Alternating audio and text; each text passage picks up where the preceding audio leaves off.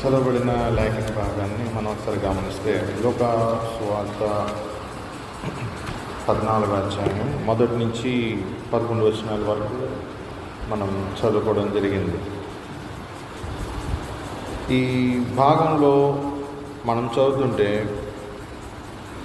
ఈ పెరుకోపే అంతా కూడా ఒకటే పెరుకోపే. ఇది మనం చదువుతూ ఉన్న సందర్భంలో యేసు ప్రభుకి పరిసైన అధికారులకి మధ్య ఒక వివాదం అనేది జరుగుతూ ఉంది. ఆ వివాదం జరుగుతూ ఉన్న సందర్భంలో యేసు ప్రభు వారికి కొన్ని విషయాలని ఆయన తెలియజేస్తూ ఉన్నాడు. మనము మత్తయి సువార్త 8వ అధ్యాయం చదువుతుంటే సువార్తికుడు యేసు ప్రభు యొక్క పరిచర్యను చాలా వివరంగా వివరిస్తూ ఉన్నాడు. మత్తయి సువార్త 8వ అధ్యాయంలో ఆయన చదువుతుంటే 8వ అధ్యాయం 16వ వచనం చదువుదామండి. సాయంకాలం అయినప్పుడు జనులు దయ్యములు పట్టిన అనేకులను ఆయన యొద్దకు తీసుకుని వచ్చిరి. ఆయన మాట వలన దయ్యములను వెళ్ళగొట్టి రోగుల నెలను స్వస్థపరచును. అందువలన ఆయనే మన బలహీనతలను వహించుకొని మన రోగములను భరించినని ప్రవక్త యెషయా ద్వారా చెప్పబడినది నెరవేరినట్లు ఎలాగూ జరిగిను. మనం యెషయా గ్రంథంలో 53వ అధ్యాయం 4వ వచనం కూడా ఒకసారి చదువుకుందాం. చదువుతారండి. యెషయా గ్రంథం 53వ అధ్యాయం 4వ వచనం చదువు. యెషయా గ్రంథం 53వ అధ్యాయం 4వ వచనం. నిశ్చయంగా అతడు మన రోగములను భరించెను, మన వ్యసనములను వహించెను. ఆయనను మొత్తబడిన వాని గాను, దేవుని వలన బాధింపబడిన వాని గాను, శ్రమనొందిన వాణిని గాను మనం అతన్ని నియమించితిమి. 5వ వచనం చూస్తుంటే మన అతిక్రమ క్రియలను బట్టి అతడు గాయపరచబడిను, మన దోషములను బట్టి నలుగగొట్టబడిను, మన సమాధానాత్మక శిక్షాత్మకబడిను. అతడు పొందిన దెబ్బల చేత మనకు స్వస్థత కలుగుతున్నది. ఏమైన సంగమా మత్తయి సువార్తకుడు ఈ భాగాన్ని రాస్తూ ఉన్నాడు. మత్తయి దగ్గర నుంచి చూశాడు యేసు ప్రభువుని, శిష్యుడు కాబట్టి యేసు ప్రభువుని వెంబడించాడు కాబట్టి ఆయన గురించి సంపూర్ణ అవగాహన ఉంది. ఇప్పుడు ఒక రాజకీయ నాయకుడు వెళ్తూ ఉంటే ఆ రాజకీయ నాయకుడిని వెంబడించిన వారు అతని యొక్క ఉద్దేశాలు, అతని యొక్క స్వభావము, ఆలోచనలు ఎటువంటివి అని చెప్పి ఇంటర్వ్యూస్లో చెప్తూ ఉంటారు వారి గురించి. ఎవరైనా అడిగినప్పుడు, పత్రికా విలేకరులు అడిగిన సందర్భంలో మత్తయి సువార్తికుడు యేసు ప్రభువుని చూశాడు. యోహాను భక్తుడు రాస్తున్నట్టు మొదటి పత్రికలో మొదటి వచనంలో మేము దేనిని తాకి చూచిత్మో, దేనిని నిదానించి చూచిత్మో అంటాడు. నిదానించి చూచాడంట. మేము అంటాడు, మేము మన శిష్యుడు నిదానించి చూచారంట. ఎవరిని? వాక్యమైన దేవుణ్ణి. ఆ వాక్యమైన దేవుణ్ణి పట్టుకున్నారంట, తాకి చూచారంట. వాక్యాన్ని పట్టుకున్నారు. ఇలాగ తాకారు. ఇలా షేకండి ఇవ్వడం మాత్రమే కాదు, బహుశా ఆయన కాలు పట్టుకుని ఉంటారు, నొక్కుంటారు, చేతులు నొక్కుంటారు, భుజాలు నొక్కుంటారు. నడిచి అలసిపోయి ఉంటాడు ఆయన అవసరం తీర్చుకునే సమయంలో ఆయనకి విసురు ఉంటారు. అందుకని భక్తులు రాస్తున్నాడు, మేము దేనిని తాకి చూచుతుమో, దేనిని నిదానించి చూచుతుమో దాన్ని మీకు తెలియపరుస్తున్నాడు, సాక్ష్యం ఇస్తున్నాం అంటున్నాడు. సాక్ష్యం ఇస్తూ ఉన్నాడు సువార్తికుడు. లోక సువార్తికుడు ఈయన వైద్యుడు కాబట్టి తాను విన్న వాటిని, బహుశా తను చూసిన వాటిని యేసు ప్రభువుని ఎరుగుండొచ్చు, లేకపోతే వినుండొచ్చు. ఏదేమైనా పరిశుద్ధాత్మ దేవుడు ఆయనకు అన్నీ చూపించుంటాడు క్లియర్గా. సువార్తలు ఆయనకన్నా ముందు రాయబడ్డాయి. మత్తయి సువార్త రాయబడింది, మార్కు సువార్త రాయబడింది, మత్తయి రాయబడింది, లోక కూడా రాస్తూ ఉన్నాడు. ఆ రాస్తూ ఉన్న సమయంలో లోక ఒక వైద్యుడు కాబట్టి అనేక అంశాలను తెలియజేస్తున్నాడు. తన వైద్య వృత్తిలో ఏవైతే జరగవో అవి జరుగుతాయి. ఎందుకనంటే దేవుని శక్తి దేనినైనా సరే తాకినప్పుడు బాగుపడగలుగుతాడు ఆ మనిషి అని చెప్పి లోక తన సువార్తల్లో రాస్తూ ఉన్నాడు. అది శరీర వ్యాధి మాత్రమే కాదు, హృదయానికి కలిగిన పాపం అనే కుష్టి కూడా. పాపాత్మురాలని స్త్రీని మనం చూస్తున్న సందర్భంలో ఆ పాపము ఒక వ్యాధిగా ఉంది ఆమెకి. వ్యాధి అంటే అది కృంగజేస్తూ ఉంటుంది మానవుణ్ణి. ఆ పాపము ఆమె హృదయంలో ఉంది, ఆమె దేహాన్ని పాడు చేసింది. ఇప్పుడు ఎలాగా బాగుపడాలి? ఆ కుష్టు అది ఆ హృదయానికి ఉంది, మనసుకు ఆలోచనలకు దేహానికి ఉంది. కనిపించని కుష్టి అది అసహ్యం అన్నమాట అది దేవుని దృష్టిలో. ఇప్పుడు ఆ కనిపించని కుష్టిని పోగొట్టుకోవడానికి ప్రభు సన్నిధానంలో కన్నీరు కాస్తూ ఉంది, ప్రభు పాదాలని తుడుస్తూ ఉంది, తన తల వెంట్రుకలతోటి ప్రేమ సంగమా అంతటితో అభిషేకిస్తూ ఉంది. 1 సంవత్సరం కష్టపడింది. అది పాపం వలన సంపాదించిన ధనం కాదు, అది తీసుకొచ్చింది అంతటిని పగలగొట్టింది. మన మధ్యతో యోహాను సువార్త 12 కూడా చూస్తే అక్కడ ప్రేమైన సంగమా మనము తెలుసుకోవాల్సిన ఒక సత్యం ఏంటంటే, ప్రభువు అది ఆత్మీయ రోగమైన శరీర రోగమైన వైద్యులు చేత బాగు చేయలేనిది దేనైనా సరే దేవుడు బాగు చేస్తాడు. మనకి వాక్యం ఎందుకు ఉందంటే అదే తెలియజేస్తుంది. వాక్యంలో శక్తి ఉంది, వాక్యంలో అధికారం ఉంది. ఇది అధికారం ఇది ఈ లోక సంబంధమైన అధికారం కాదు, దైవ అధికారం. ఇప్పుడు మనం ఏం చేస్తామంటే వాట్సాప్ మెసేజ్లు పెడతాం. అమెరికాలో ఉన్న వాళ్ళకో, కువైట్లో ఉన్న వాళ్ళకో, లేకపోతే మన పక్కన భీమవరంలో ఉన్న వాళ్ళకో, మన స్నేహితులకో, ఎక్కడున్నా రాజమండ్రిలో ఉన్నా తమలాపురంలో ఉన్నా మెసేజ్ పెట్టుకుంటూ ఉంటాం. మనకు తెలిసిన వాళ్ళకి వాళ్ళు మనకి మెసేజ్ చేస్తారు. మెసేజ్ ఎలా అవుతుంది? క్షణంలో వెళ్ళిపోతుంది వాళ్ళకి. వాళ్ళ నుంచి కూడా రిప్లై క్షణంలో వస్తుంది. టైప్ చేసినట్టునే వెళ్ళిపోతుంది, టైప్ చేసినట్టునే వచ్చేస్తుంది. దేవుడు మనతో ఎలా మాట్లాడుతుందంటే ఒక మెసేజ్ రూపంలో మాట్లాడుతూ ఉంటాడు. నీకు అది స్వరము వినబడని అవసరం లేదు, ఆయన స్వరం అదే. ఎలా వస్తుంది నీ హృదయంలోనికి? అకస్మాత్తుగా నీ హృదయంలో మెసేజ్ అలా ప్రత్యక్షమైపోతుంది. అదే దేవుడు నీకు మాట్లాడాడని సూచన. అర్థమైంది? దేవుడు నాకు మాట్లాడాడు అని అంటాడు. ఎలా మాట్లాడతాడు? వాక్యం. నీ హృదయంలో నువ్వు దేవుడిని అడుగుతావు, ప్రభు నాతో మాట్లాడానంటే ఆయన వాక్యం నీతో మాట్లాడుతుంది. ఎలాగా? నేను నీకు తోడే ఉన్నాను. వాక్యం అది. ఆ వాక్యాన్ని దేవుడు నీ హృదయంలో పెడతాడు. వెంటనే నీ హృదయంలో అనుకున్న మాట దేవుడి సన్నిధానానికి చేస్తుంది. దానికి కూడా జవాబు దేవుడు నీకు వితిన్ సెకండ్లో 1000 వంతులు ఇచ్చేస్తాడు.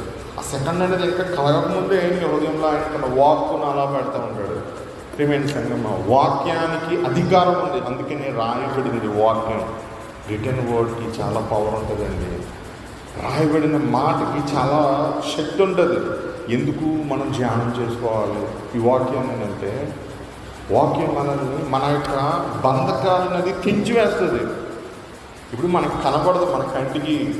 సాధారణ ఏం చేస్తాడంటే ఏదో ఒక కట్టుంచుతాడు. అది వ్యాధి అవ్వచ్చు, పాపం అవ్వచ్చు, అప్పులు అవ్వచ్చు, లేకపోతే చిక్కులు, ఇరుకులు, ఇబ్బందులు అయి ఉండొచ్చు. అవేమి మనంతటి మనం తెంచుకోలేము. అవి తెగిపోవాలి అని అంటే రాయబడిన వాక్యాన్ని మనం చదవాలి. రాయబడిన వాక్యాన్ని మనం ధ్యానం చేయాలి. చిన్నపిల్లలు మొదలుకొని పెద్దల వరకు వాక్యాన్ని ధ్యానం చేయండి. మీరు గమనించండి, చిన్నపిల్లలు మాటలు నేర్చుకుంటూ ఉంటారు, ఊహొస్తూ ఉంటుంది. వాళ్ళకి దేవుని వాక్యాన్ని చెప్పండి. అది కరెక్ట్ చేసేది పిల్లలకి వాక్యం చేస్తాం. ఆడి పెద్దోడయ్యి 5 సంవత్సరాలు వచ్చిన తర్వాత వాడిని స్కూల్లో జాయిన్ చేస్తావు, అప్పుడు సండే స్కూల్ తీసుకొస్తావు. ఈ 5 సంవత్సరాల్లో ఆడు బోర్డు ఏం చేసుకుంటాడు? ఆడు తన చుట్టూ ఉన్న ప్రపంచాన్ని చూస్తాడు. అమ్మ ఇలా మాట్లాడుతుంది, నాన్న ఇలా మాట్లాడుతున్నాడు. ఇటువంటి ఆలోచనలు చేరుకుంటాయి. ఇప్పుడు రాయబడిన వాక్యం ఒక వ్యక్తి హృదయంలో శక్తివంతంగా పనిచేయాలి. నీ కుటుంబము నీవు రక్షించబడాలి అంటే బిడ్డ హృదయంలో జ్ఞానం వస్తూ ఉన్న సమయంలోనే ఈ వాక్యాన్ని హృదయంలో అలా నింపాలి. మెసేజ్ ఎలాగా నువ్వు భద్రపరుస్తావు, స్టాటస్లోనూ లేకపోతే సేవ్ చేసుకుంటావు కదా, ఈ వాక్యాన్ని చిన్న బిడ్డల హృదయంలో అలాగా ముద్రించాలి. అదే ముద్రించడం అంటే ప్రియమైన సంగమా, చదవబడుతున్న వాక్యాన్ని మనం ధ్యానం చేసినప్పుడు కానీ విన్నప్పుడు కానీ ఆ బంధకాలన్నీ తెగిపోతూ ఉంటాయి. యేసు ప్రభు ఎప్పుడో 2024 సంవత్సరాల క్రితం జరిగిన సంఘటనలు నేటికి కూడా మన జీవితాల్లో అవి యథార్థంగా అవి నెరవేరుతూ ఉన్నాయి. క్లెయిమ్ చేసుకోగలుగుతున్నాం, ప్రభు నువ్వు అప్పుడు ఆ కార్యం చేసావు, నువ్వు నా జీవితంలో కూడా ఈ కార్యం చేయాలి అని. ఇప్పుడు 14వ అధ్యాయం చదువుతూ ఉంటే మొదటి వచనంలో ఏమని రాయబడుతుందంటే విశ్రాంతి దినం అనే మాట రాయబడుతుంది. విశ్రాంతి దినం అని అంటే ఏంటంటే సబాతు దినము. సబ్బాత్ అంటే శనివారం. రేపు శనివారం అండి. ఇప్పుడు ఈరోజు సాయంత్రం 6 నుంచి రేపటి సాయంత్రం 6 వరకు సబ్బాత్. ఇప్పుడు మీరు ఇజ్రాయెల్ ఇల్లు వెళ్తే, మన ఇక్కడ కాట్లో ఉన్నారు ఇజ్రాయెల్ దేశంలో, మీరు అడగండి అని చెప్తారు. ఈరోజు సాయంత్రం 6 గంటల నుంచి రేపటి సాయంత్రం 6 గంటల వరకు సబ్బాత్, సెలవు. ఒక్క బస్సు కూడా తిరగదు, ఒక్క కారు కూడా తిరగదు, మొత్తం అంతా బంద్ అయిపోతుంది ఇజ్రాయెల్ మొత్తం కూడా. ఎవరు కూడా లైట్ వేస్తే కూడా ఆపరాడు, అంత స్ట్రిక్ట్గా ఉంటారు. వాళ్ళు ఏదైనా పని ప్రారంభించారంటే అది కొనసాగకపోతే అక్కడితో ఆపేస్తారు వాళ్ళు. విశ్రాంతి దినానికి అంత విలువిస్తారు వాళ్ళు. ఎందుకంటే ప్రభు మాట చెప్తూ ఉన్నాడు ఆయన ఆజ్ఞల్లో. ఏమంటున్నాడంటే విశ్రాంతి దినమును పరిశుద్ధముగా ఆచరించము. నిర్గమాకాండ గ్రంథం ఒకసారి మనం చూద్దాం. 20వ అధ్యాయాన్ని మనం చదువుతూ ఉన్న సందర్భంలో 3వ ఆజ్ఞగా ఆయన చెప్తూ ఉన్నాడు 9వ వచనంలో. నిర్గమ 29వ వచనం 8వ వచనం, విశ్రాంతి దినమును పరిశుద్ధంగా ఆచరించుటకు జ్ఞాపకం ఉంచుకున్నాము. 6 దినములు నీవు కష్టపడి నీ పని అంతయు చేయవలను. 7వ దినము నీ దేవుడైన యెహోవాకు విశ్రాంతి దినము. దానిలో నీవైనను, నీ కుమారుడైనను, నీ కుమార్తె అయినను, నీ దాసుడైనను, నీ దాసి అయినను, నీ పశువు అయినను, నీ అందులో ఉన్న పరదేశీ అయినను ఏ పనియు చేయకూడదు. 6 దినములలో యెహోవా ఆకాశమును, భూమియు, సముద్రమును, వాటిలోని సమస్తమును సృజించి 7వ దినమున విశ్రమించెను. అందుచేత యెహోవా విశ్రాంతి దినమున ఆశీర్వదించి దానిని పరిశుద్ధపరిచాడంట. విశ్రాంతి దినాన్ని ఆయన విశ్రాంతి తీసుకున్నాడు. అందుకనే 7వ దినాన్ని సెలవిస్తూ ఉంటారు. హైదరాబాద్లో ఒక ఆఫీసులో పనిచేసే ఒకటి నేను, శనివారం కూడా సెలవే, ఎందుకంటే సబ్బాత్ దినం కాబట్టి. శనివారం సెలవు, ఆదివారం కూడా సెలవే, 2 రోజులు సెలవు వచ్చేది వారానికి.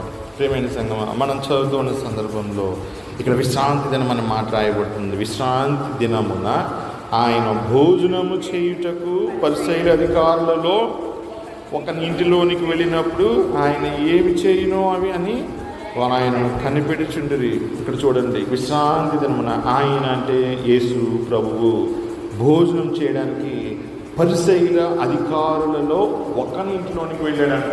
పరిసయ్యుల అధికారులు ఎవరంటే నెహెమ్యా గ్రంథాన్ని చదువుతూ ఉన్నప్పుడు నెహెమ్యా అన్యజనుల నుండి ఇశ్రాయేలు యోధా ప్రజలను ప్రత్యేకపరుస్తూ ఉన్నాడు. ఆ తర్వాత క్రమంలో వారి వస్త్రధారణ న్యూటెంగిల్ వేసుకోవడం ప్రారంభించారు. యాజక వస్త్రాలని కోరిన వస్త్రాలు అనమాట అవి. పరిశీలి అంటే పాస్టర్ గారు కాదండి, మనం అనుకుంటాం కదా, పొరపాటు అది. పరిశీలి అంటే పాస్టర్ గారు కాదు, యాజక వస్త్రాలను ధరించి వారు ప్రత్యేకంగా ఉండేవారు అనమాట. మేము దేవుని యొక్క బిడ్డలు. యాజక వస్త్రాలు వాటిని పోలిన వస్త్రాలు అనమాట. ప్రేమైన సంగమం, పరిసయ్యులు ఇప్పుడు అధికారులలో ఒకడు ఆయన్ని పిలుస్తూ ఉన్నాడు. మత్తయి సువార్తలో మనం చదువుతున్న సందర్భంలో 7వ అధ్యాయంలో సీమోను అని ఒక వ్యక్తి కనబడతాడు. ఆ వ్యక్తి కూడా పరిసయ్యుడే. అనేక మంది పరిసయ్యులు యేసు ప్రభువుని వారి ఇళ్లలోకి ఆహ్వానించి ఆయనకి భోజనం పెట్టేవారు, విందునిచ్చేవారు ఆయనకి, ఆయన శిష్యులకి. ఆ రీతిగానే పరిసయ్యుల్లో కూడా మంచోళ్ళు ఉంటారు, పాపులు ఉండరు, అందరూ కూడా. పరిసయ్యుల్లో ఒకడు ఆయన ఇంటిలోనికి పిలిచాడంట. యేసు ఒక ఇంట్లోకి చెప్తాడంటే ఆ ఇల్లు రక్షించబడినప్పుడు, ఇప్పుడు పొట్టి చెక్క ఇంట్లోనికి యేసు వెళ్ళినప్పుడు ఆ ఇల్లు రక్షించబడింది. నేడు ఈ ఇంటికి రక్షణ వచ్చిందంట ఇంటికి. ఇప్పుడు ఒక ఇంటిలో రక్షణ అనేది లేకపోతే ఎన్ని చేసినా ఆ ఇల్లు ఏమవుతుంది చెప్పాలి. ఎన్ని చేసినా ఆ ఇల్లు ఏమవుతుంది, ఏమవ్వదు. ఎక్కడికి పోతుంది అంటే ఇల్లు మొత్తం నరకానికి వెళ్ళిపోతుంది. ఆ ఇంట్లో ఉన్న వాళ్ళు మొత్తం కూడా. యేసు ప్రభు ఒక ఇంటిలోనికి వెళ్ళినప్పుడు ఆ ఇంటి స్థితిగతులు అనేవి మారిపోతూ ఉంటాయి. నేటి క్రైస్తవ దినాల్లో యేసు ప్రభు గృహంలో ఉంటూ ఉన్నాడా, ఒక ఇంట్లో ప్రవేశిస్తూ ఉన్నాడా, నీ ఇంట్లో ఉన్నాడా, నా ఇంట్లో ఉన్నాడా, మనం పరిశీలించుకోవాలి. నా హృదయంలో ఉన్నాడా, నీ హృదయంలో ఉన్నాడా అని నువ్వు పరిశీలించుకోవాలి. నీ ఇంట్లో ఉంటే, నీ హృదయమైన ఇంట్లో యేసు ఉంటే నేను నీతో మాట్లాడుతూ ఉంటాడు ఆయన. ప్రేమైన సంగమా, ఈ వ్యక్తి ఇంట్లోకి వెళ్ళినప్పుడంట ఆయన ఏం చేయను అని వారు ఆయనను కనిపెట్టుచుండేది. ఎవరంటే వారు పరిసయ్యులు, వారు కనిపెట్టుచుండేది. ప్రేమైన సంగమా, పరిసయ్యులతో వచ్చిన సమస్య ఏంటంటే వారు ధర్మశాస్త్రాన్ని తెలిసి వాళ్ళకి, కానీ ధర్మశాస్త్రాన్ని పాటించరు. పాటించకుండా ధర్మశాస్త్రాన్ని మేము తూచా తప్పకుండా పాటిస్తున్నామని చెప్పి వస్త్రధారణ ద్వారా తెలియజేస్తూ ఉంటారు. అందుకనే ప్రభు వారిని వేషధారులు అనే మాటను ఆయన ఉపయోగిస్తూ ఉండేవాడు. మత్తయి సువార్తికుడు చాలా క్లియర్ కట్గా రాశాడంట సువార్తలో తన అధ్యాయంలో 22-21 ఈ అధ్యాయం మనం చదువుతూ ఉంటే యేసు ప్రభు వారిని వేషధారులని చెప్తూ ఉంటాడు. ఆయన విమర్శిస్తూ ఉంటుంటే యేసు ప్రభుని వారు సిలువేయడానికి ఆడుకోవడానికి అన్న మాటలే వారిని వేషధారులు అన్నందుకే వాళ్ళకి కోపం వచ్చిందని కూడా చెప్పవచ్చు మనం. యేసు ప్రభు వాళ్ళని లోపాన్ని ఎత్తి చూపుతూ ఉండేవాడు. ఇప్పుడు వీరు ఏం చేస్తున్నారంటే వారు ఆయనని కనిపెడుతూ ఉంటారనమాట. వారి పని ఏంటంటే అబ్జర్వేషన్. తమ జీవితాలను సరి చేసుకోవడానికి వారు అబ్జర్వేషన్ పెట్టుకోరు. తమ నేత్రాలని తమ మీద పెట్టుకోరు, కానీ యేసు ప్రభు మీద పెడుతూ ఉన్నారు ఈ పరిసయ్యులు. ఆ సమయంలో 2వ వచనంలో అప్పుడు జలోదర రోగం గల ఒకడు ఆయన ఎదుట చెప్పాలి. జలోదర రోగం గల ఆయన ఎదుట ఉండెను. జలోదర రోగం అంటే ఏంటి? జలోదర రోగం అంటే బాడీ అంతా నీటితో ఉబ్బిపోతుంది. అది జలోదర రోగం అంటే నీటితో నిండిపోతుంది బాడీ అంతా నీరు. అది ఏ సమస్యనే అయిన ఉండొచ్చు, అనేక కారణాలు ఉంటాయి. బాడీ నీరు పడిందంటే థైరాయిడ్ అయి ఉండొచ్చు, హార్ట్ ప్రాబ్లం అయి ఉండొచ్చు, కిడ్నీ ప్రాబ్లం అయి ఉండొచ్చు, లేకపోతే వెరికోస్ ప్రాబ్లం అయి ఉండొచ్చు. బోల్డ్ కారణాలు ఉంటాయి. మొత్తానికి అది నీరు పడుతుంది, స్వెల్లింగ్ అవుతుంది బాడీ. ఇప్పుడు ఆ వ్యాధిగ్రస్తుడు యేసు ప్రభు ఎదుట ఉన్నాడు. ఆయన ఎక్కడ ఉంటాడో తెలుసా? ఆ ఇంట్లోకి ఆయన వెళ్ళిందే ఆ వ్యాధి గల వ్యక్తిని స్వస్థపరచడానికి. ఆ ఇంట్లోకి వెళ్ళిందే ఆయన అతన్ని దర్శించడానికి. ఒక వ్యక్తి వ్యాధి బాధల్లో ఉంటాడండి, సఫర్ అవుతూ ఉంటాడు. పక్క వ్యక్తికి తెలియదు, దేవునికి తెలుసు. హృదయంలో నలుగుడు అనేది ఉంటుంది. ఆ నలుగుడు పక్క వ్యక్తికి తెలియదు, దేవుడికి తెలుసు. వైద్యుడు దాన్ని క్యాష్ చేసుకుంటాడు, డబ్బులు తీసుకుంటాడు, ఎలాగోలాగా ఆ టెస్ట్ అంటాడు, ఈ టెస్ట్ అంటాడు, చివరికి ఏమీ ఉండదు. ప్రియమైన సంగమా, మనకు జ్ఞాపకం చేసుకుంటే యేసు ఇప్పుడు ఆ ఇంట్లోకి వెళ్ళాడు. బహుశా ఆ వ్యక్తి ఆ పరిస్థితి ఇంట్లో ఒక మెంబర్ అయి ఉండొచ్చు. అతని కుమారుడో లేకపోతే అతని నానో అతని బంధువో మనకైతే తెలీదు. ఆ వ్యక్తిని యేసు ఇంట్లోకి ఆహ్వానించినప్పుడు ఈ వ్యక్తి అతను కూడా తీసుకొచ్చాడు. ఎందుకంటే ఈ వ్యక్తికి తెలుసు యేసు స్వస్థపరుస్తాడని. ప్రియమైన సంగమా, ఆ జలోదర రోగం వల్ల వ్యక్తి ఆయన ఎదుట ఉన్నాడంట. 3-4 వచనాలు చూస్తుంటే యేసు ప్రభు అంటున్నాడు, విశ్రాంతి దినమున స్వస్థపరచడం న్యాయమా కాదా అని ధర్మశాస్త్రోపదేశకులను పరిచయలను అడగగా వారో రకుండ్రి. యేసు ప్రభు చాలా షాక్ ఆడతాడండి. యేసుకి మన ఆలోచనలు తెలిసిపోతాయి. చెప్పాను కదా నేను, మెసేజ్ మన ఆలోచన వాట్సాప్ మెసేజ్ చాలా పవర్ఫుల్ అండి. మనం వాయిస్ మెసేజ్తో మనం టైప్ చేయొచ్చు మొబైల్లో. మెసేజ్ నేను అలాగే టైప్ చేస్తాను. నేను మాట చెప్తూ ఉంటేనే టైప్ చేస్తుంది. మన అందరి మొబైల్స్లోనే ఉంటుంది ఆ సాఫ్ట్వేర్. అది ప్రియమైన సంగమా, మన ఆలోచనలు ఆయనకు తెలిసిపోతూ ఉంటాయి. అందుకనే ప్రభు వారిని అడుగుతూ ఉన్నాడు, విశ్రాంతి దినమున స్వస్థపరచడం న్యాయమా కాదా? ఇప్పుడు ఇది పెద్ద సమస్య. 2-3 ఆజ్ఞ ఏంటి? విశ్రాంతి దినమున పని చేయొద్దని చెప్తున్నాడు దేవుడు. ఇప్పుడు స్వస్థపరచడం అనేది కూడా ఒక క్రియ కదా. స్వస్థపరచడం అంటే ఏంటి? అపవాది బంధకాలని తెగకొట్టేయటం. ఇప్పుడు ఒక వ్యక్తి వ్యాధి బాధలు ఎందుకు వస్తాయండి? అపవాదం వేసిన కట్టల వల్ల వస్తాయి. అది నువ్వు ఒక రోగంగా నువ్వు చూస్తే అది రోగంగానే ఉంటుంది. వైద్యుడు దానికి మందిస్తాడు. కానీ ఆత్మీయ రూపంలో చూస్తే దానికి స్వస్థత అనేది యేసు దగ్గర ఉంటుంది. నువ్వు మందులు తీసుకున్నా ప్రార్థనాపూర్వకంగా తీసుకోవాలి. ప్రభు దీన్ని సంపూర్ణంగా తీసిపోయి, ఇది నాత పాపం వలన కలిగిందా లేకపోతే అపవాది పట్ల వలన కలిగిందా, ఏదైనా సరే దాని నుండి నన్ను విడిపించి ప్రభు అని అడగాలి. ఇప్పుడు ప్రభు వారికి ఇదే ప్రశ్న అడుగుతున్నాడు, విశ్రాంతి దినమున స్వస్థపరచుట న్యాయమా కాదా? న్యాయమా అంటే ఈజ్ ఇట్ లాఫుల్ అని. లాఫుల్ అంటే ధర్మశాస్త్ర ప్రకారం ఇది చేయొచ్చా చేయకూడదా? యేసు ప్రభు అడుగుతూ ఉన్నాడు. ఆ మాటకి ధర్మశాస్త్రోపదేశకులు 10 మంది బోధించేవారు ఉండేవారు దినాల్లో. ధర్మశాస్త్రాన్ని ఉపదేశించేవారు వారు అంటారు. వాళ్ళు అలాగే పరిసయ్యులు కూడా ఆయన అడిగాడు. ఇప్పుడు వారు రకంగా సైలెంట్ అయిపోయారు. సైలెన్స్ ఎప్పుడవుతుంది తెలుసా? నువ్వు యేసుకి జవాబు ఇవ్వలేనప్పుడు, దేవుని కార్యం జరిగినప్పుడు నువ్వు అది చూస్తున్నావు, జరుగుతుంది, నువ్వు జరగలేదని నువ్వు చెప్పలేవు. నువ్వు చెప్పినా నువ్వు మోసం చేసుకుని నువ్వు చెప్తూ ఉంటావు. అద్భుతమైనది జరిగింది, ఒక మనిషి స్వస్థపరచబడ్డాడు, అది వాస్తవం. నువ్వు నమ్మినా నమ్మకపోయినా అది కార్యం జరిగింది. అంటే అది అకస్మాత్తుగా అతను ఎప్పుడు తగ్గిందంటే ఎప్పటి నుంచో మందులు వాడుతూ ఉండొచ్చు, అందుకే తగ్గింది. మనం ఏదో ఒక లాజిక్ తీసుకుని చెప్తాం లోక సంబంధంగా. ప్రభు ఇప్పుడు వారిని ప్రశ్నిస్తూ ఉంటే వారు మౌనంగా అయిపోయారంట, వారు రూరకుండిరి. అప్పుడు ఆయన వారిని ఏం చేశాడంట? చార తీసాడంట. చూడండి, యేసు ప్రభు ఏంటో తెలుసా? చార తీసేవాడు. చార తీయమంటే ఏంటి? తోలువేయబడిన వాడు, వినాడబడిన వాడు, వెలివేయబడిన వాడు అని అర్థం వస్తుంది. ఇప్పుడు ఆ వ్యక్తిని పరిచయ కుటుంబీకుడా కాదో మనకు తెలియదు. ఒకవేళ పరిచయ కుటుంబీకుడే ఏంటంటే అసహించుకుంటున్నారేమో అతని కుటుంబమే, అయినా అతను బలవంతంగా వచ్చి ఉంటాడు, మూలన ఎక్కడో నక్కుండి ఉంటాడు. ఈ డోర్ పక్కన ఉండి చూస్తున్నాడేమో, కట్టెని ఎలా తీసుకొని చూస్తున్నాడేమో ఏసైని. రావద్దని చెప్పుకుంటారు అతన్ని అందరి ముందుకి. ఏసయ్య చూపుడు అక్కడే పడుతూ ఉంటాయి, ఆ నడుగుడు పడుతున్న వ్యక్తుల మీద పడుతూ ఉంటాయి. ఇప్పుడు ఆయన ఏమంటున్నాడంటే వానిని చేరదీశాడంట. చేరదీసి ఏమంటున్నాడంట? స్వస్థపరిచాడంటే. ఎలాగా? అసలు స్వస్థపరచడం ఎలాగండి? నువ్వు చెయ్యేస్తే అవతల వ్యక్తి స్వస్థపడతాడా? ఒక ప్రశ్న. ఇప్పుడు నమ్ముటి నీ వలన అయితే నమ్మువానికి సమస్తము సాధ్యమే. నీ నమ్మకం మీద ఆధారపడి ఉంటుంది. నీ నమ్మకమే నిన్ను స్వస్థపరుస్తుంది. యేసు ప్రభు తను స్వస్థత కార్యం చేసినప్పటికి కూడా ఆయన ఏమనేవాడు తెలుసా? నేను కాదు స్వస్థపరిచింది, నీ విశ్వాసమే నిన్ను స్వస్థపరిచింది. నీ విశ్వాసం ఉండాలి. ఇప్పుడు పక్షవాయువు వ్యక్తిని అతని స్నేహితులు ఇంటి పెళ్లిని విప్పి కిందకి దింపారు. యేసు ప్రభు ఎవరి విశ్వాసాన్ని చూశాడు? స్నేహితుల విశ్వాసాన్ని చూసి అతన్ని స్వస్థపరిచాడు. కొన్ని సందర్భాల్లో నీకు విశ్వాసం లేకపోయినా నీ చుట్టూ ఉన్నవారు చేసే ప్రార్థన వల్ల నీకు స్వస్థత అనేది కలుగుతూ ఉంటుంది. ఇక్కడ చేరదీశాడు అని అంటే ఆ వ్యక్తికి విశ్వాసం ఉంది, నమ్మకం ఉంది. ఆయన వస్తాడు నా కొరకు, ఆయన నన్ను ముడతాడు, నన్ను బాగు చేస్తాడని ఎదురు చూస్తూ ఉండుంటాడు ఈ వ్యక్తి. ఇప్పుడు యేసు ప్రభు అతన్ని చేరదీశాడంట.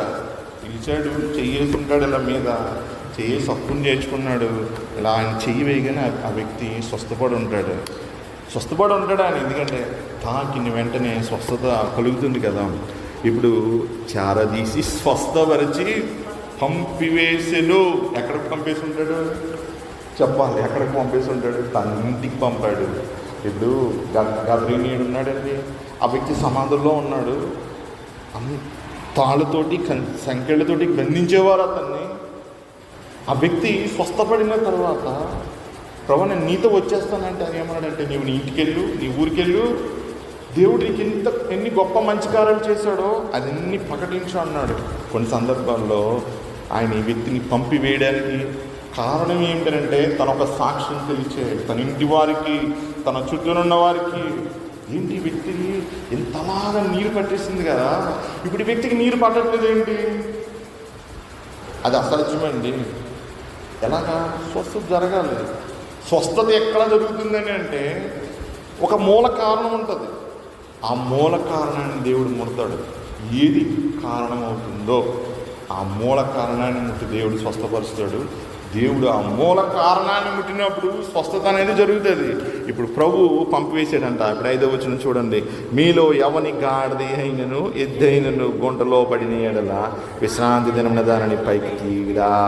చూసారండి, యేసు ప్రభు ఎప్పుడు కూడా స్నైపర్ గన్ను పెట్టుకుని రెడీగా ఉంటాడు. ఆయన మాటలతో కొట్టేస్తూ ఉంటాడు. ఆయన అడుగుతున్నాడు పరిచయల్ని, మీలో ఎవని గాడిద అంటున్నాడు. గాడిద అంటే ఫుట్నోట్లో చూడండి, కొన్ని ప్రాచీన పద్ధతులలో కుమారుడైనను అన్న మాట రాయబడి ఉంది. కొన్ని ప్రాచీన పత్రులలో ఎవని కుమారుడైనను అని పాఠాంతరము. ఇప్పుడు ఎవరి కొడుకైనా గుంటలో పడిపోయాడు అనుకోండి, ఇప్పుడు గుంటలో పడిపోయిన తన కుమారుడిని పైకి తీయడానికి విశ్రాంతి దినం అడ్డు వస్తుందా? ఒకవేళ వాడు చచ్చిపోతే, ఆ గుంటలో పాము ఉంటే, ఆ గుంటలో విషసర్పం ఉంటే, తేళ్ళుంటే, చెరుళ్ళుంటే, పులే ఉందనుకోండి, ఏ చెత్త పుల్లో ఉందనుకోండి, పరిస్థితి ఏంటి? అది విశ్రాంతి దినమైనా సరే తండ్రి ఏం చేస్తాడు? అందరినీ పిలుచుకొని వచ్చి ఆ వ్యక్తిని పైకి తీస్తాడు. అది గాడిద మాత్రమే కాదు, ఎద్దు మాత్రమే కాదు, అది ఏదైనా సరే. ఎందుకనంటే సహోదరుడి మీద ప్రేమ అది. రెండోది, ఒక జీవి అకస్మాత్తుగా అన్యాయంగా చనిపోవాలంటే మానవుడు కూడా మనసు ఒప్పుకోడు, వెళ్ళి పైకి తీస్తూ ఉంటాడు. ప్రభు ఇప్పుడు అడుగుతున్నాడు, విశ్రాంతి దినం దానిని పైకి తీయడా అని వారిని అడిగిన. గుంట అంటే పాతాలకు సూచన వస్తుంది. మనం పడిపోయిన పాపానికి సూచన.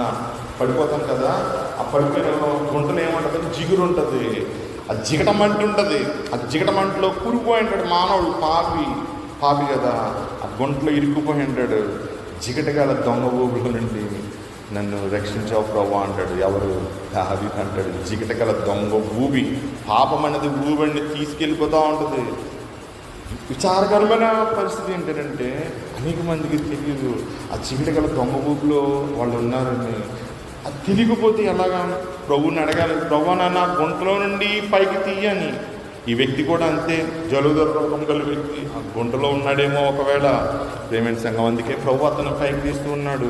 ప్రభు ఆ గుంటని, ఆ గాడిదని, లేకపోతే ఒక కుమారుడిని సాదృశ్యంగా చూపి ఈ ఉపమానాన్ని చెప్తూ ఉన్నాడు. ఈ మాటల్ని మీరు పైకి తీయరా అని చెప్తూ ఉన్నప్పుడు వారిని అడిగాను 6వ వచనంలో, ఈ మాటలకు వారు ఉత్తరం చెప్పలేకపోయారంట, జవాబు చెప్పలేకపోయేది.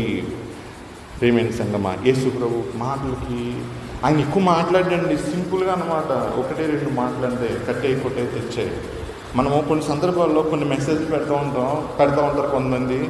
సింపుల్గా మనం రిప్లై ఇస్తూ ఉంటాం వాళ్ళకి, లేకపోతే వాళ్ళు కూడా మనకి సింపుల్గా రిప్లై ఇస్తూ ఉంటారు. ఏంటంటే అదంతే, కట్టే కొట్టే తెచ్చేలా ఉండాలి మెసేజ్లు ఎప్పుడు కూడా, ఆన్సర్స్.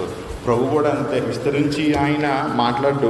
ఇప్పుడు ప్రభు వారికి బుద్ధి చెప్తున్నాడు. 7వ వచనం నుండి 11వ వచనం వరకు ఏమంటున్నాడంటే, 7వ వచనంలో, పిలువబడిన వారు భోజన పంక్తిని అగ్రపీఠములు ఏర్పరచుకున్నట్టు చూచి ఆయన వారితో ఈ ఉపమానము. పిలువబడిన వారంట భోజన పీఠమున కూర్చుంటున్నారంట, అగ్రపీఠంలో. నేను గత సంఘంలో పనిచేసినప్పుడు పాస్టర్ గారు చాలా కష్టపెట్టిస్తారంట. వాళ్ళు చాలా బాగా చూసుకుంటారు. వాళ్ళు పాస్టర్ గారికి సపరేట్గా వేసేస్తారు. ఇంకా అంత మనం కూర్చొనేవారు అందరితో పాటు. అగ్రహారం అని ఊరు అనమాట. నేను ఎప్పుడు నాతో పాటు సీఆర్ని చెప్పుకుంటాను, సంఘ పెద్దలను రమ్మంటాను. వాళ్ళు సిగ్గుపడతారు సంఘ పెద్దలు. అయ్యగారు రామయ్య గారు అంటారు. అలాగే సపరేట్గా మేము తినేసిన తర్వాత తినేవాళ్ళు. అందరూ కుర్రోళ్ళు అప్పుడు, నేను అక్కడ ఉన్నప్పుడు కొత్తగా ఎన్నికయ్యారు కమిటీ వాళ్ళు. ప్రియమైన సంఘమా, వాళ్ళు ఒకసారి మీటింగ్ జరుగుతుంది చర్చిలోనే ఈస్టర్ రోజున అనమాట. చాలా గ్రాండ్గా జరిగింది, అంతా అయిపోయింది. ఆ మరుసటి రోజు మేము భోజనాలు పెట్టుకున్నాం. భోజనాలు చేస్తూ ఉన్న సందర్భంలో ఆ సంఘ పెద్ద అస్సలు రాలేదు. ఒక సంఘ పెద్ద తప్పింగని వచ్చేసి అందరికంటే ముందు వచ్చి భోజనం చేసేస్తుంటే ఇంకొక సంఘ పెద్ద అన్నాడండి, పనికి తక్కువ ఇంటికి ఎక్కువ అన్నాడు. ఏంటి సార్ అలా అన్నాడు ఆ వ్యక్తి. సరే మేము ఇంత కష్టపడుతున్నాం అయ్యారు, చర్చిలో ఇంతవరకు ఉన్నాము, ఇన్ని రోజులు మనం కష్టపడి ఇక్కడ ఉంటే ఈ వ్యక్తి రాకుండా మనం చేయకుండానే చేసాడు అయ్యారు. అందుకే అన్నాను అయ్యారు, అగ్రపీఠంలో మనం ఇప్పుడు ముందు కూర్చోకూడదండి. ఒకసారి ఒక కూడికి జరుగుతుంది ఒక ఊరిలో, నైట్ 10:30 అవుతుంది. అక్కడ టార్లేన్లో నేను కొంతమంది ఈ మధ్యకాలంలోనే శుక్రవారం ప్రార్థన అయిపోయిన తర్వాత ఒక చోటుకి వెళ్ళినాం, చాలా దూరం. వెళ్ళినప్పుడు ఆ మీటింగ్ జరుగుతూ ఉంది. నేను దిగి అక్కడ నేను ఆ మూల ఎక్కడో కూర్చున్నాను. నేను ఆ వచ్చిన స్పీకర్ గారు నన్ను చూశాడనమాట. నన్ను చూసి ప్రసంగం ఆపేసి, అయ్యగారు రండి అని చెప్పి ఆల్టర్ మీద తీసుకెళ్ళి కూర్చోబెట్టాడు. మనమేమో నైట్ అయిపోయింది, 10:30 అయింది. ఆ టైంకి పిలుస్తున్నాడు, మొహం అంతా జిడ్డుగా ఉంది. అలాగే వెళ్ళిపోయి కూర్చున్నాను ఆల్టర్ మీదకి అనుకున్నాను. ఆ రోజు చివర అంత మురిగ్గా ఉంది. మేము అక్కడ కూర్చుంటే ఆ పాస్టర్ గారు ఎక్కడి నుంచో వచ్చాడు, వేరే ఊరి నుండి. మమ్మల్ని పిలిచి ఆయన అందరి ముందు కూర్చోబెట్టాడు. ఆ రోజు అనుకున్నాను, ప్రభువా నేను ఆశించలేదు, ఈ సంఘం కూడా నాది కాదు, నేను ఎవరో వారికి తెలియని కూడా తెలియదు అనుకున్నాను. ప్రభువా ఈ మాట చూపించాడు నాకు. మనం ఎప్పుడు అగ్రపీఠాలను మనం కోరుకోకూడదు అంటారు. ఎప్పుడు కూడా గుర్తుపెట్టుకోండి, వెనక కూర్చోండి, మిమ్మల్ని దేవుడికి ముందుకు తీసుకొస్తాడు. అది ఏ కూడికైనా, నువ్వు దేవుని సేవకుడైనా దేవుని సేవకుడు కాకపోయినా, ఒక 2-3 బెంచీలు 4 బెంచీలు భోజనాల టైంలో లేదా మీటింగ్స్లో వెనకాల కూర్చోవడానికి ప్రయత్నించండి. దేవుడు మిమ్మల్ని ముందుకు తీసుకొస్తాడు. ఆ బాధ్యత దేవుడు తీసుకుంటాడు, మనిషి తీసుకునేది కాదు. ప్రభు ఇప్పుడు చెప్తున్నాడు, పిలువబడిన వారు భోజన పంక్తిని అగ్రపీఠములు ఏర్పరచుకున్నట్టు చూచి ఆయన వార్త ఉపమానం చెప్పాడంట. ఏం చెప్పాడంట? 8వ వచనంలో, నిన్నెవరైనాను పెండ్లి విందుకు పిలిచినప్పుడు అగ్రపీఠం మీద కూర్చుండవద్దు. అగ్రపీఠం మీద చూసారండి, నేను కూర్చుంటారు. మెయిన్ సీట్ అనమాట అది. పాస్టర్ గారు కూర్చోడు అక్కడ, నాకు ఎందుకని వెనకాల కూర్చుంటాడు.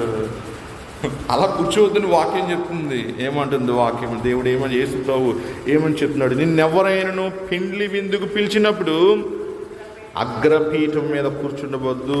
ఒకవేళ నీకంటే ఘనుడు అతని చేత పిలువబడగా నిన్ను అతనిని పిలిచిన వాడు వచ్చి ఇతనికి చోటిమ్మని నీతో చెప్పును, అప్పుడు నీవు సిగ్గుపడి కడపడి చోటున కూర్చుండ సాగదు.